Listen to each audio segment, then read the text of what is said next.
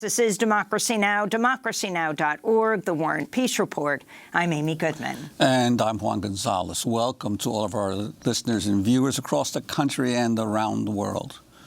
Well, chaos in Iowa. The Iowa Democratic Party has delayed releasing results from Monday's caucus after uncovering inconsistencies in the reporting of data. Caucuses were held in 1,600 precincts across the state on Monday, but many precincts had trouble reporting the delegate totals to the state Democratic Party. Part of the blame was placed on a new smartphone app, which was designed to help precinct chairs tabulate and report the vote. The app was built by a D.C.-based company called Shadow, which is connected to veterans of Hillary Clinton and Barack Obama's presidential campaigns. Early this morning, the campaign of Bernie Sanders released internal caucus numbers from 40% of the precincts in Iowa, showing the Vermont senator is in first place with nearly 30% of the final count vote. According to the data released by the Sanders campaign, former South Bend Mayor Pete Buttigieg placed second with about 24.5% of the vote, followed by Senator Elizabeth Warren with 21%. Former Vice President Joe Biden placed a distant fourth with 12%, just slightly beating Senator Amy Kloubuchar. Before flying to New Hampshire, Senator Sanders addressed supporters in Iowa. Let me begin by stating that I have a strong feeling that at some point the results will be announced. And when those results are announced, I have a good feeling we're going to be doing very, very well here in Iowa.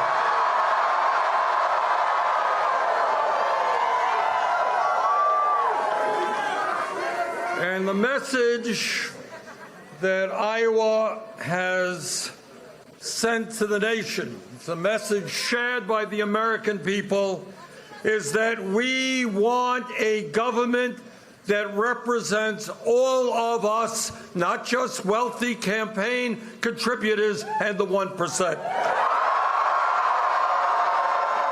Former South Bend Mayor Pete Buttigieg claimed victory in Iowa, even though no official results had been released. By all indications, we are going on to New Hampshire victorious. We have exactly one shot to defeat Donald Trump. And we're not going to do it by overreaching. We're not going to do it by division. We're not going to do it by saying it's my way or the highway. This is our shot, our only shot to galvanize an American majority to win. And make no mistake, ours is the campaign that will defeat this president. Senator Elizabeth Warren also addressed supporters in Iowa in a late-night speech. We don't know all the results tonight, but tonight has already showed that Americans have a deep hunger for big structural change to make our economy and our democracy work for everyone. Tonight showed that our path to victory is to fight hard for the changes Americans are demanding, changes that Democrats, Independents, and Republicans are demanding. Tonight showed that our agenda isn't just a progressive agenda. It isn't just a Democratic agenda. It's an American agenda. We're joined right now by John Nichols of The Nation magazine, its national affairs correspondent and host of the podcast Next Left. He's been reporting on the ground in Iowa, just wrote the piece, How to Figure Out Who Won the Iowa Caucuses. He was in Dubuque, Iowa, covering the caucus last night and joins us now from Madison, Wisconsin. Welcome back to Democracy Now!, John. Well, can you explain what happened last night, the chaos, the confusion, the breakdown of the counting system? Well, I can try, although it's a mess that's going to be talked about for a long time and will impact, I think, the future of the Iowa caucuses. I'll start at the bottom. I went to a caucus last night in Dubuque in Precinct 9A, and as in cases across the state in 1,600 precincts, grassroots volunteers ran the caucus very, very well. It's complicated. They have a lot of complicated rules, but in about an hour and a half, they had everything done, dealing with more than 200 people that showed up and lots of campaigns. And this happened all over the state. And so it looked like a night that was working. And then as the chairs of these caucuses tried to communicate the results to the state party, everything fell apart. Now, there was an app, which you mentioned in the intro, that had been distributed to the chairs, the people who run these caucuses. And again, these are volunteers. And they had trouble apparently getting into it. They had trouble using it. There were all sorts of concerns, and we can detail them more if you like in a moment. But the interesting thing is that then they were told there's a hotline you can call if the app doesn't work. And so all of these chairs around the state started calling the hotline. And there were reports that people were waiting on hold on the hotline for an hour, even 2 hours. And sometimes when they finally got through, it hung up. And so the thing just wasn't working. And for a long time, there were no results. And so thousands of people at all these campaign rallies and events at the end of the night, the senators, the former vice president, everybody waiting for results. And then people all over the country, all over the world, waiting for results. And there was not clarity. And then the party says, well, we've got some quality control problems. Now that sends up alarm bells immediately. Then they say, well, there's inconsistencies. And then in a series of statements, they try to defend it and say, well, ultimately, we're going to get this right. And they may. But it was just a fiasco by any measure. And you ended up in a situation where three candidates, or at least several candidates, essentially claimed victory, and where you have this situation with the Sanders camp releasing partial results. But the truth of the matter is, while I do think it looks like Bernie Sanders had a very good night, we don't know, even now, the next morning. And it's created, I can't even begin to describe the frustration on the part, not just of campaigns and people around the country, but of Iowans who themselves devoted tremendous amounts of energy to making these caucuses work at the grassroots. And John, what is most surprising, as you mentioned, is that even if there were some precincts that had trouble reporting, there must have been a good number of precincts that actually got their results in, and for which there were probably not any questions. But the fact that they're not releasing any results, it makes me think back to when Mexico several years ago in a presidential election stopped the vote counting, and then the next day somebody else had won. This whole issue of not releasing any results is especially problematic. But I'm wondering if you could comment on that. But also, there seems to be little doubt that the big news of the night is that Joe Biden did not have anywhere near the support that most of the polls were indicating beforehand that he had, even though his numbers were already slipping. It looks like it's even worse than that. Yeah, you've raised two important issues here. So let me try and address them for both. The first thing, you're talking about releasing the results. That's complicated, and when you have a little bit in, and if you do actually see inconsistencies, you want to be a little careful with that. But one of the problems in Iowa is this is the third cycle in a row that they've had kind of big problems and some controversies about how things were handled. In 2012, there were initial reports that I believe Romney won the Republican caucuses, and it turned out it was Rick Santorum. But Santorum was denied the bump of having been declared the winner. In 2016, there was an incredibly close result, and they didn't release the raw totals of how people showed up for the caucuses lined up on the Democratic side. That caused a lot of concern and controversy, and now you have this. And so the Iowa Democratic Party should have practiced maximum transparency from the first moment and done its very best to get information out about the problem, and if they could release partial results, to get that out as well. So that's the answer to one of those questions. Now, on the second one, I went to a caucus myself, and it was in Dubuque. And Dubuque is a historic union town, a pretty democratic town, but also a place where presumably Joe Biden would have done quite well. I actually expected him to do pretty well in Dubuque. It's one of the reasons I went there.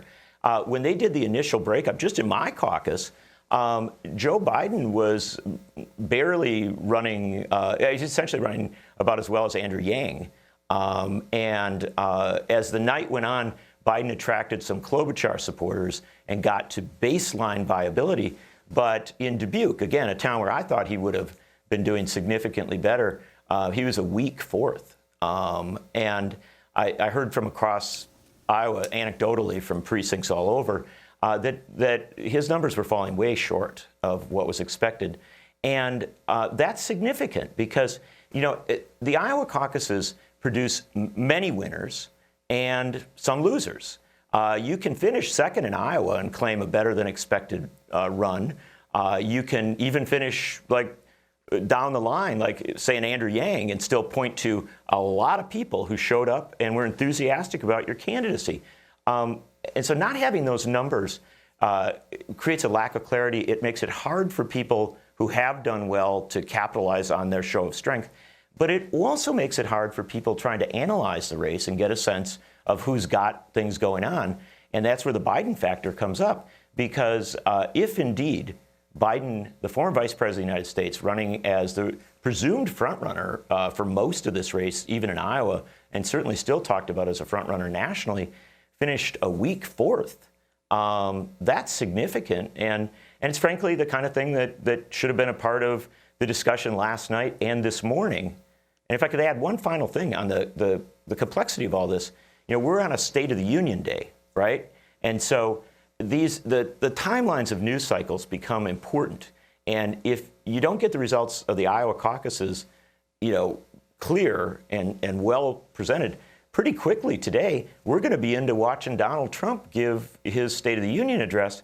And in effect, the ability of a Democratic winner in Iowa to communicate about that win is truncated. It's limited. And that if it was a really close race, that would be something you understood.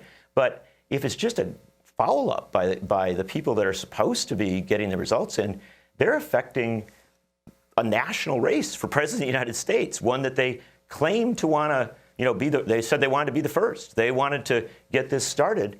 And if they mess it up this badly, it really raises questions about whether they should be doing it. And this is not the only reason. I mean, you have, so much focus last night on the Iowa caucuses, and cameras took, on the networks, took you into all these caucuses, overwhelmingly white. Iowa's, well over 90% white. When the Democratic Party, it's like, half people of color. And this is the first election contest, and that determines so much. And so you have that on top of the crisis that took place last night. And Amy, if I could add one other thing, too. The caucuses are long. You have to get there around 7 o'clock or before, really, to get in. Then you take an hour or even an hour and a half, in some cases longer than that. And for working class folks, folks who work nights, that can be really tough. There were a few efforts to try and set up satellite caucuses and other systems, but basically, these caucuses have very low turnout as compared to primaries. And as I was sitting there last night watching the caucus I was at, play out, you had people walking back and forth across the room and counts and recounts, and it had a theater to it. It was interesting, but at the end of the night, you had to ask yourself, wouldn't it be easier if you just let these people vote? You also have the information about the company that developed the app. And I was wondering what more you know. Washington Examiner saying Federal Election Commission filings reveal Buttigieg's campaign gave tens of thousands of dollars to Shadow on July 23rd last year for software rights and subscriptions. Yeah, look, I've seen the same reports you're seeing and that you've reported on well here. I don't know much beyond that, but what I will say is this is a moment in which this company, which I believe, if I'm hearing reports correctly, has also created an app or has an app that might be used in the Nevada caucuses. This company needs to go to maximum transparency right now. We need to know everything about who they're working with, who's involved with it, not to try and spout conspiracies or whatever, but to get to the bottom of it, to know what is real. And so we have two areas here now where we really want to get a lot more clarity. We want the Iowa Democratic Party to, kind of just go to maximum clarity, go to maximum transparency, let us know what went wrong, why, who they were working with, why they were doing it, and also as much as we can about the results. Let's get it right. And then also with this company, we need to know the full story, and we need it quickly. I mean, this is not something where it ought to drag out, because remember, for better or worse, we have set up a nominating process in this country, in the Democratic Party, where you go very quickly from the caucuses in Iowa to the primary in New Hampshire to you go on to South Carolina and Nevada, and if you've got sort of lingering problems like this, it really does raise concerns, and it undermines confidence, frankly. And I have to tell you, I was at the caucus that I went to. There's a massive number of young people who are caucusing for the first time. They are entering the political process, and they are coming with a lot of hope, a lot of idealism, a lot of belief that they can have an impact, and then to have it glitching and messing up and to have controversies, that's just exactly wrong. I would think. John, I just wanted to ask you if you could briefly switch gears for a second and talk about a story that's been largely eclipsed now with a mess in Iowa. House impeachment managers and President Trump's defense team presented their closing arguments in the impeachment trial on Monday as the Republican-controlled Senate is poised to acquit Trump in a final vote on the two articles of impeachment Wednesday. This is lead impeachment manager, California Congressmember Adam Schiff. He has betrayed our national security, and he will do so again. He has compromised our elections, and he will do so again. You will not change him. You cannot constrain him. He is who he is. Truth matters little to him. What's right matters even less, and decency matters not at all. John, you're the author of the book, The Genius of Impeachment for the Founders' Cure for Royalism. Could you talk about, give us briefly your take on what's going on with the impeachment? Well, it doesn't look like we're curing royalism all that well. Look, impeachment is supposed to work in a certain way. It's supposed to have the House impeachment, then you move to the Senate for a serious trial. The fact of the matter is that under Mitch McConnell's management, this hasn't been a serious trial. It's been a mess without witnesses, with a lot of bad theatrics, and frankly, a lot of terrible constitutional theory put forward by Trump's defense team. Now we're going to move to speeches by the senators. Those are very important. I want to hear those speeches. I want to hear what they say. They're already beginning, and I think that's really important. And yet, it's playing out on this rushed schedule built around a State of the Union in the middle of it.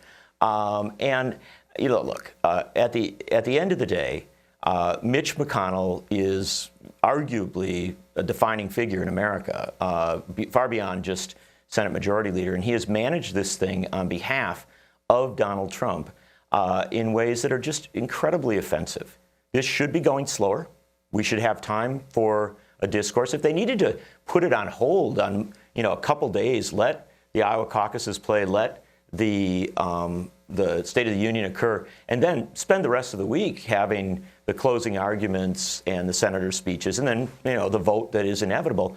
That would have been so much better. But here, I fear that this important final moment is, kind of getting lost in a cacophony. I'm dramatically disappointed. And believe me, for me to be more disappointed than I had been before in Mitch McConnell is shocking, because I thought I had reached maximum disappointment. But the way he's handling this right now is, really just like a manager for Donald Trump, and it's just wrong.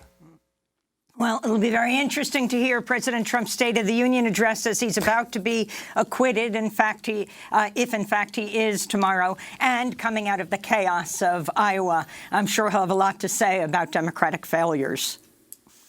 Yes, I suspect he will. John Nichols, I want to thank you for being with us, the nation's national affairs correspondent, host of the podcast Next Left, reporting on the ground in Iowa. Just wrote the piece, How to Figure Out Who Won the Iowa Caucuses. His forthcoming the fight for the soul of the Democratic Party, the enduring legacy of Henry Wallace's anti-fascist, anti-racist politics. Stay with us.